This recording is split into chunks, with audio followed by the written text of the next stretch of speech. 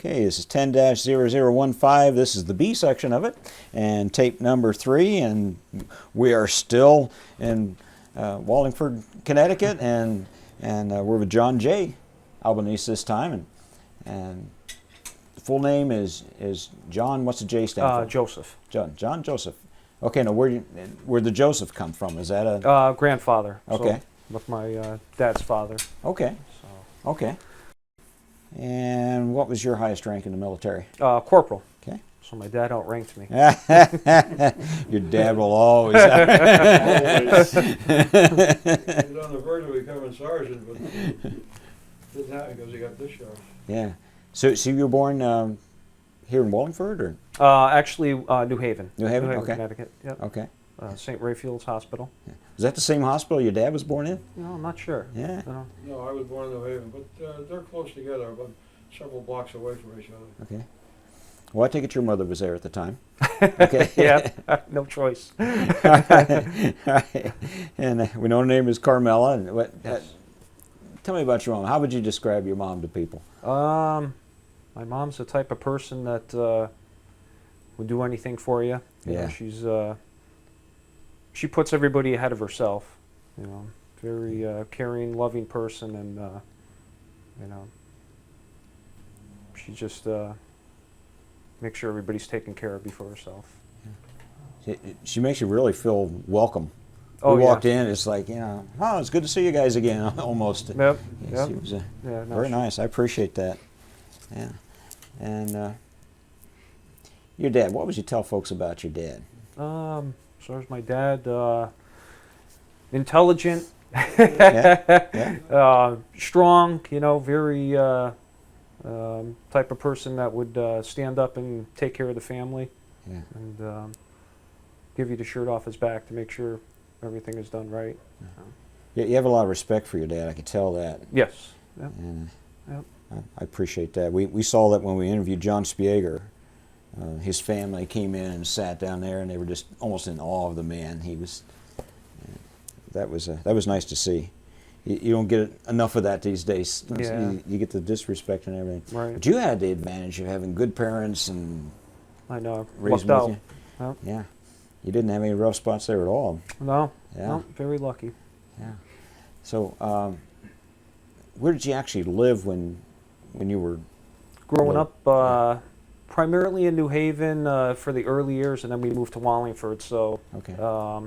probably from 1978 or actually 79, I think we moved here. So I was 11 years old when we moved to Wallingford. Yeah. And here until I went into the Marine Corps. Yeah.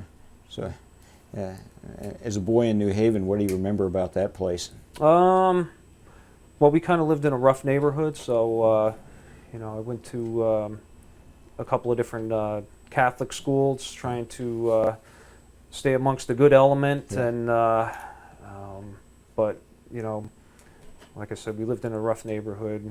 House was burglarized Oh boy. over half a dozen times. You know, it was a tough neighborhood. Yeah. Now, later on in life, you went into police work. Was that maybe an impetus for that? You know, it may have been. It Yeah. may have been. You know, I can look back and maybe, you know, trying to find the people that victimize on prey on others. Maybe that subconsciously played into a part of it. Gives you a little different angle on it than someone who'd never experienced anything like Right. that. Right. So it sounded like you may have had a little better time living here. Yeah, Yeah. definitely. Here was a lot more less city-like suburban atmosphere where we really didn't have to deal with criminal element here. Did you live in this house? Yes. Yeah. Yep. This is it. Great place to live. I mean, you got this downtown just down the street. You Right. got the park over there. Right. Yeah. Yeah. Yeah.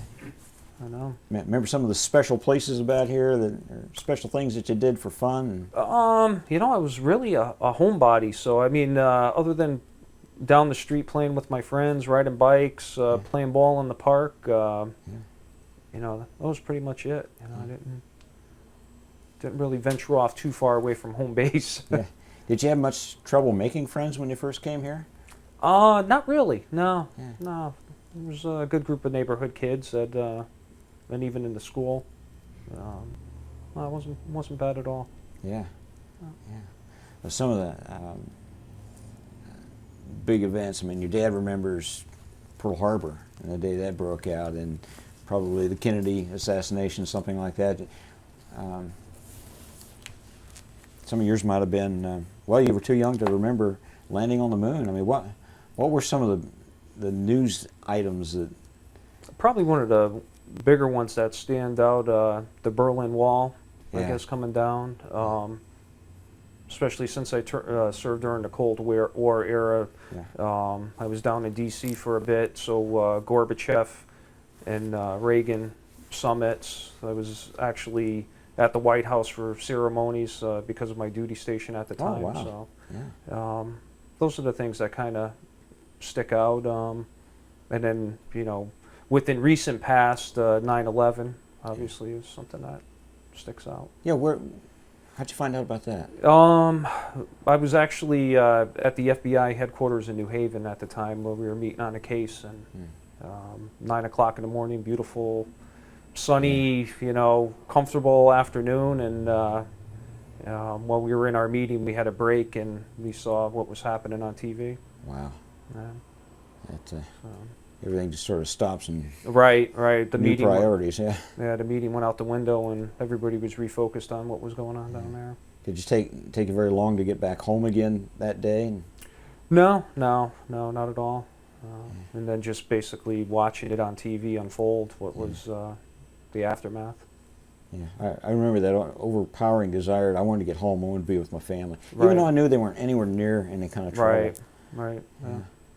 Of course, you live a little closer to the city than what we do. I mean, did you have any friends or anybody you knew personally involved in that? No. After the fact, we did send some of the state troopers down there with our rescue dogs to help with the attempt to locate survivors and with the cleanup, but nobody down there that I knew at the time. Okay. Did you actually get down to the site itself? No, I never went down there until about, I'd say 2 years ago. Yeah. I went down.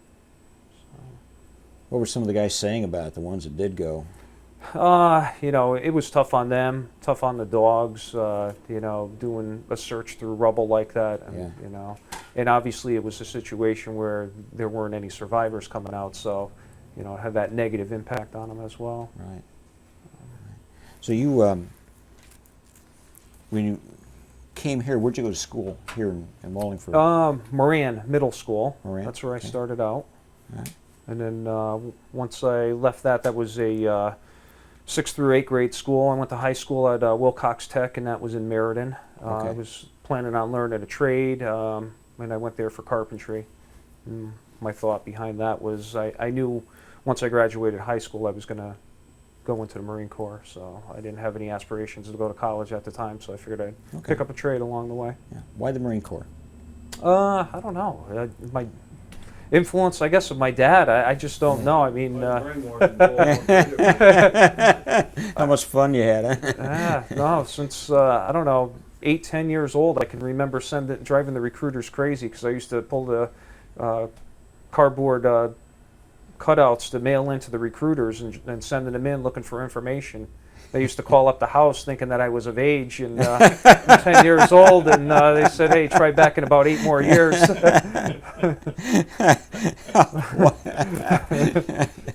That's funny. That's funny. Now, we don't come across too many that during what is relatively peacetime I always had an interest. Didn't waste any time. He graduated from, sergeant picked you up a week later after you graduated from Yeah, high school. I actually signed, I entered on the delayed entry program, so I enlisted when I was 17, and Okay. as soon as I was out of high school a year later, which was 1986, I went right into boot camp. Yeah. Okay. I pulled right up in front of the house. Let's go, John. Staff sergeant, what is it? Staff sergeant. So, Appleby. how did your mom feel about that? Well, I'm sure she was not too happy, but big change, obviously, because I'm the youngest one of the family. So my sister was married just prior to that, so with her leaving the home a year previous, and now I'm the youngest last one leaving the house, Yeah. and so an adjustment. That'd be kind of tough. Yeah. So, okay, take me down the path. Where did you actually go from here? From here, trying to think if, South Central. yeah, I think, no, actually I flew out. I think I went either to JFK or LaGuardia and flew on to South Carolina. Okay. And I remember on the flight out, we were delayed, so we missed our connecting flight. I think we went from New York, I think we were going to Atlanta, Yeah. and then to South Carolina. Missed our connecting flight, so that was a little bit stressful, and we ended up getting in. I think it was a couple of us on the plane that were going down, and we ended up getting in later than we were supposed to. And then I remember once we got down to South Carolina, there was a corporal waiting to greet us. Yeah. Did they make special accommodations for you being late? I'm sure they did. You know, I can't remember offhand, but Yeah, it's called 4 a.m. I do remember getting on the bus and getting on that bus and getting there in the middle of the night, off the bus onto the yellow footsteps, and I started scratching my head. What am I doing here? All these plans. You've been working so hard to get there, and then you got there and like, well, I'm not so sure I'm going to be. Right. When I got there, I got off the bus. Corporal was standing there, and he started right in. I had a little mustache. What's that under your nose? It's a mustache. Mustache, sir. Yes, mustache, sir. Shave it off. He says, tomorrow morning, if I didn't shave it off, I'll cut a piece of hair off my butt and paste it there. It'll look better. That was my greeting. Were they nice to you, or was this a more civil? No, we're probably along the same lines, maybe a little bit less. But What was the tough part about boot camp?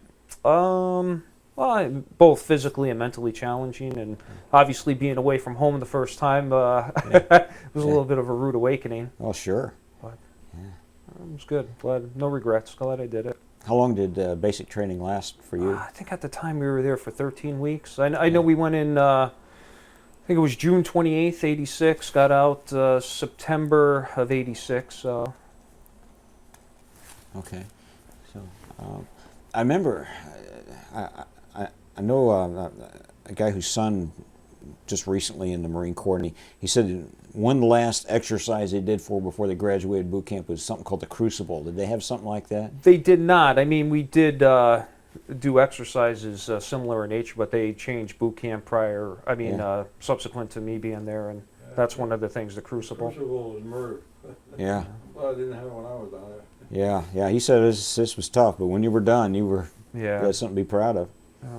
So where'd you go from basic training? I left there. I went down to Camp Lejeune, North Carolina. Okay. Infantry training. Basically followed the same path that my father did, Parris Island down to Camp Lejeune. Ah, wow. And I was there for a couple of months.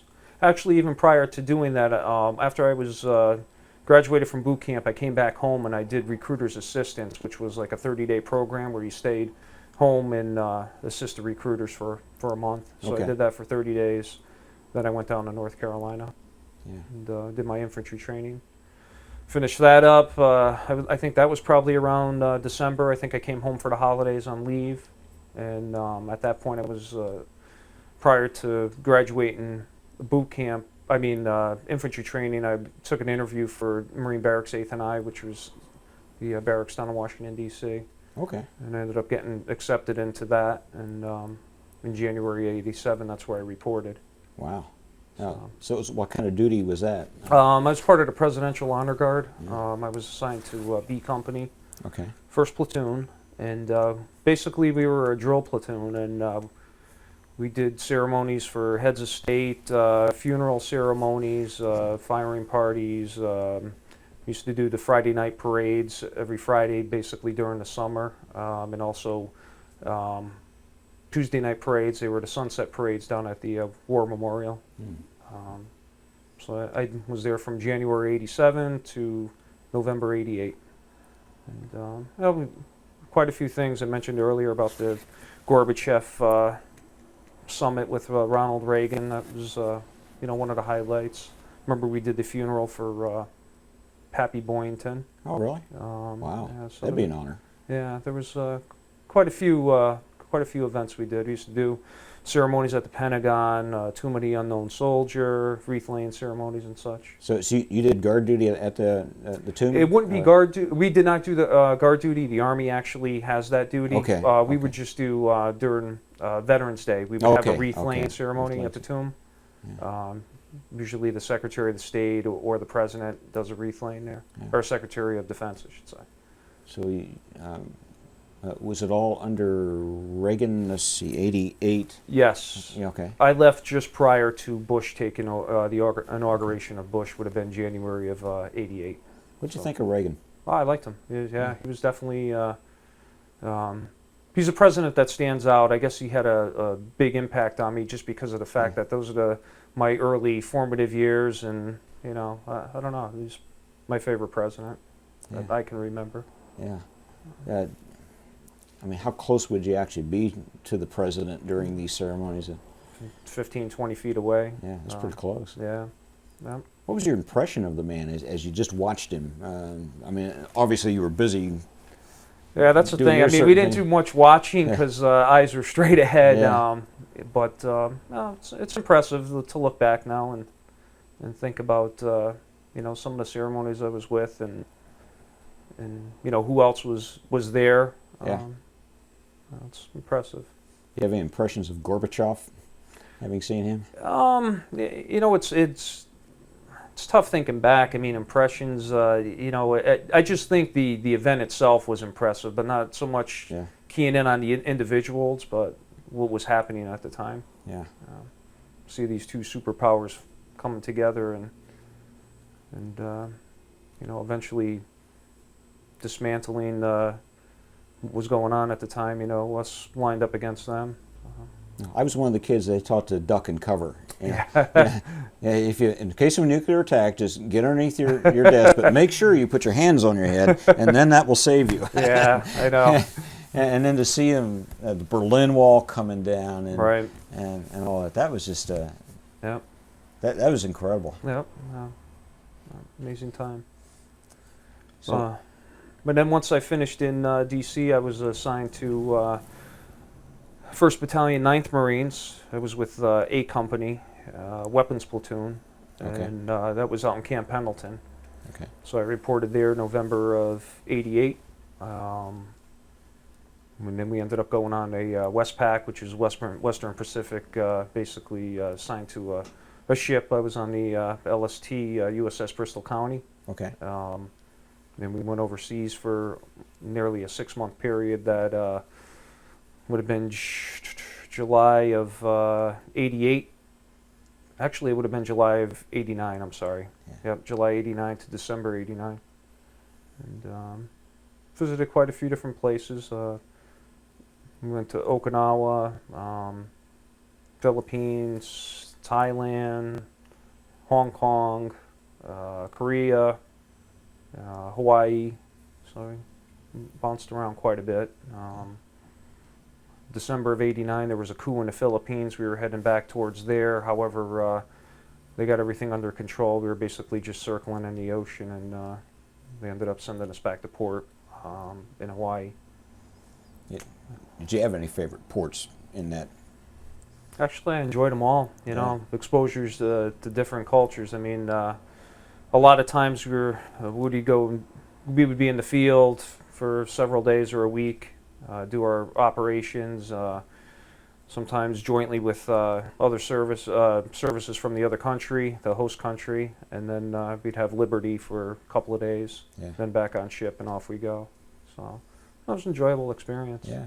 Was Okinawa kind of special to you because your dad had been there? Yeah, that's the only thing I wish we had more time in port. We kind of just pulled in, and it was a refueling, resupply stop, so we basically just got off the ship and were confined to the beach area. I think it was White Beach we were at.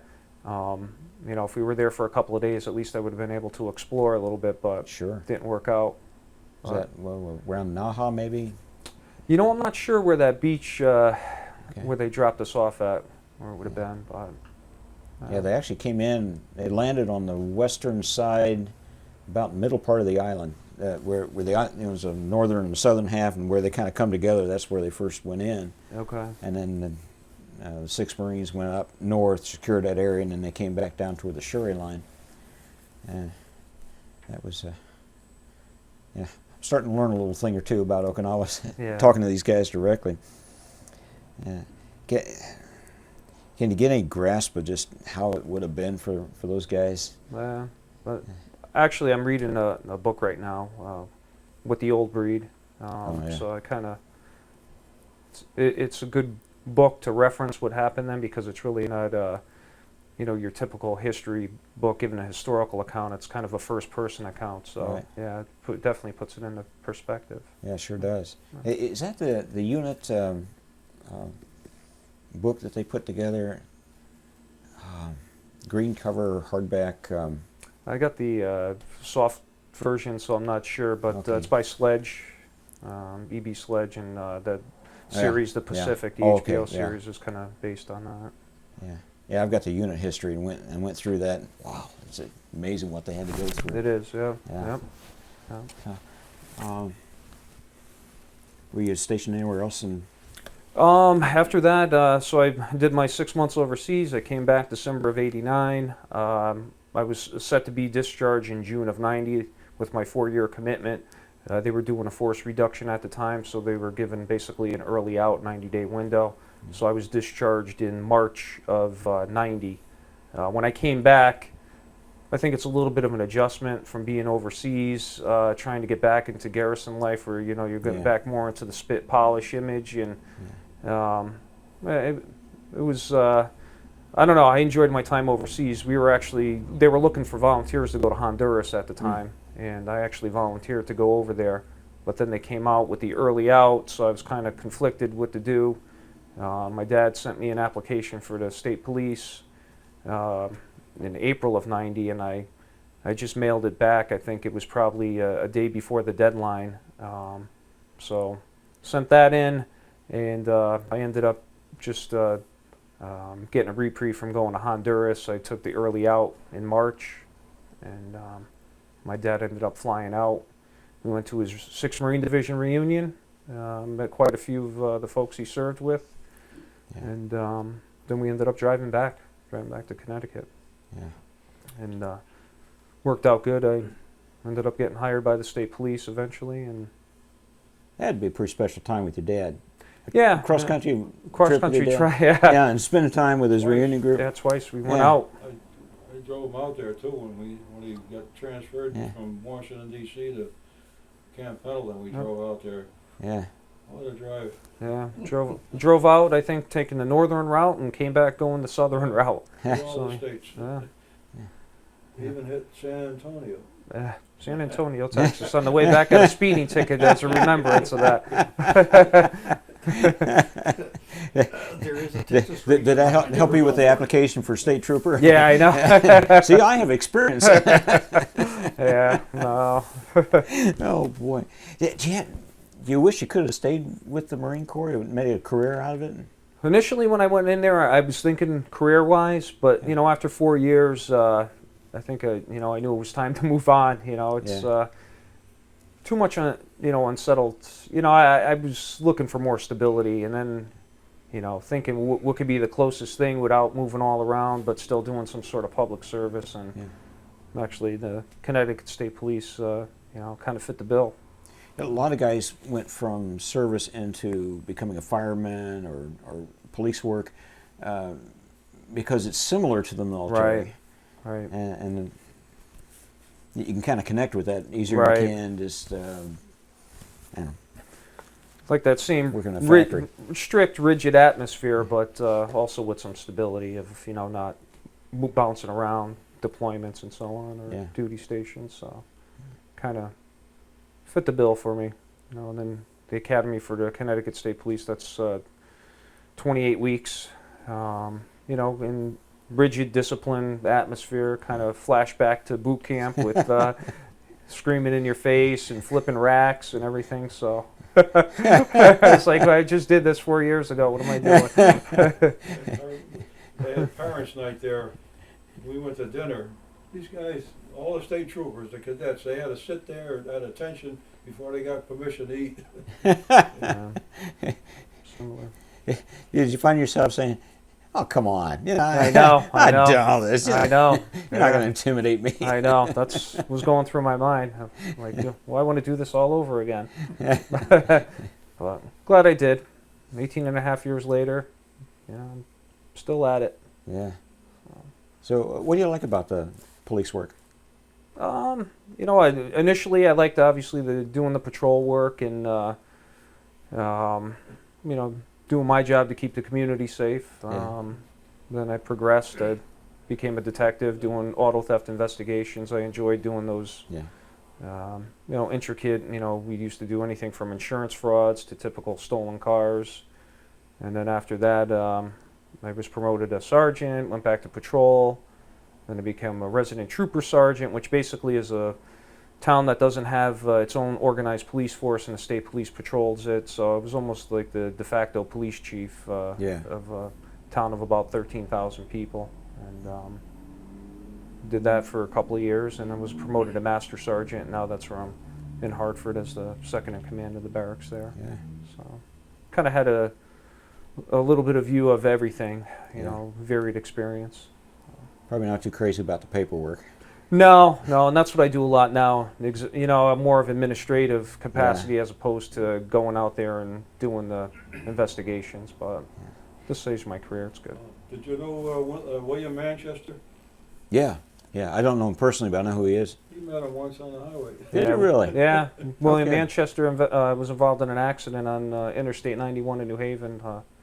2 or 3 cars involved, and that's how I ended up seeing a hat on his head. I forgot, he was in the 6th Marine Division? He was in 6th. Yeah. He had a 6th Marine Division hat on, so Holy I smokes. started talking to him about it, and didn't connect that William Manchester until I mentioned it to my father. And Holy smokes. and worked out down the road. He actually was at Wesleyan University, a professor there, and I ended up meeting somebody that was able to get us a couple of copies of one of his books, one signed to my father and one for myself. Yeah. So it was pretty neat. Yeah, he was quite an interesting guy. I like the way he thinks. It's he saw some pretty basic, grungy, lousy stuff, and yet he was able to put some thought into it. And, He was writing a trilogy about Churchill. Yeah. He was only halfway through when he died, so nobody picked it up. Yeah. It died with him, I guess. Wow. So it's not been too long ago that he died, was it? 5, 6 years ago? About 6 years ago. Yeah. Wow. He got a Purple Heart, belatedly, maybe a year before he died. He claimed he lost the one he had, so we had a big ceremony with Senator Dodd and some other official there, and cameras and everything. Okay. In fact, I got a picture in there of it. Wow. Him getting his Purple Heart. So, all right. I know you're married. Yes. Wife's name is Olivia. Yes. Maiden name? Lozano. Lozano. Lozano. Okay. How'd you meet her? Basically through acquaintances. Yeah. This is, I was married previously, so I actually have 2 children from previous marriage. Okay. I have a daughter, Brianna, who's 10, and son, Joseph, who's 8. Okay. And my wife has a son from previous marriage as well. His name is Robert, and senior in high school. So. What little I've seen her, she seems pretty nice. Yeah. Yeah, very nice. Yeah. Was it one of those things where you said, "Wow, that's the one"? Or Yeah, no, I mean, we clicked early on. I mean, met in April of 07. Actually, like my dad said, he got married to my mom relatively quick. November of that same year, we ended up getting engaged, and then February of the following year, we were married. So it went really quick. We were at a Marine Corps ball when he Right. proposed to her. Yeah. Now, how can you turn down a guy in dress blues? Well, actually, it was I said, "What the hell's wrong? Problem?" He proposed it. yeah. It was a fancy proposal. Did she get down on one knee, or? I did. No. Yeah, we were at the ball, and Richard Blumenthal, the Attorney General. Sure. He was there. We met him a couple of times. That's the one that's running for senator now. Yeah. And in trouble with a lot of dirt on him, but he's still got too many points ahead of McMahon? McMahon. Yeah. In fact, when he was wanted the Master Sergeant, he was over there. He came over and shook my hand and started talking for a while. I think that was the same Marine Corps ball where there were Navajo code talkers that Yeah. Oh, okay. Yeah. I was able to meet with and get some photos with at the time. Yeah. Yeah, I got photos if you want to look at them. The code talkers. One was attached to the 6th Division. I think there's only 4 or 5 living. Yeah. They're Most of just them. about all gone now. I think there is Well, now. yeah. I think the last one passed away this year. Oh, yeah? Wow. Yeah. Yeah, in fact, we went to at the Marine Corps ball, and actually, at the end they bring out the cake, and the oldest ex-Marine gets a shot at it. There was a female there, was in the Marine. She was 84. So they said, "No, you're not old enough." The code talker was 85. So in fact, I was kidding my wife. I said, "I'll probably get the first piece of the cake." So, it appears to me that you wouldn't change anything in your life. No. You've just No. But what- great parents, and Yeah, no, sound like you're pretty proud of your kids, and then, Yeah. and you've had great experiences. And Yeah, well, everything lined up really well. yeah. Is there anything in your life you haven't gotten around to doing that you'd like to do? And fly to the moon, or? No. I mean, the next thing that'll be on the horizon is retiring from the police department at some point within the next several years, and then go on to career number 2. Well, whatever that will be, to be determined. Haven't figured that one out yet. Well, It'll be interesting to see. Yeah, I'm looking maybe to try to do a security director's job in some private sector field. We'll If see. you want a career like mine, I had 43 years on the railroad, Well. and I shattered my knee. It took me 8 months of physical therapy. And I went back. I figured I was ready to go back to work. Railroad doctor says, "Take the pension." Yeah, boy. 43 years throw me out. In fact, I had 30% service-connected disability, and there was a law that says they're supposed to find a job for you, and I fought it, but I didn't get any results. Yeah. They didn't find no job. I wrote to everybody, the VA, and DAV, and everybody. Now you say you were at the FBI office when?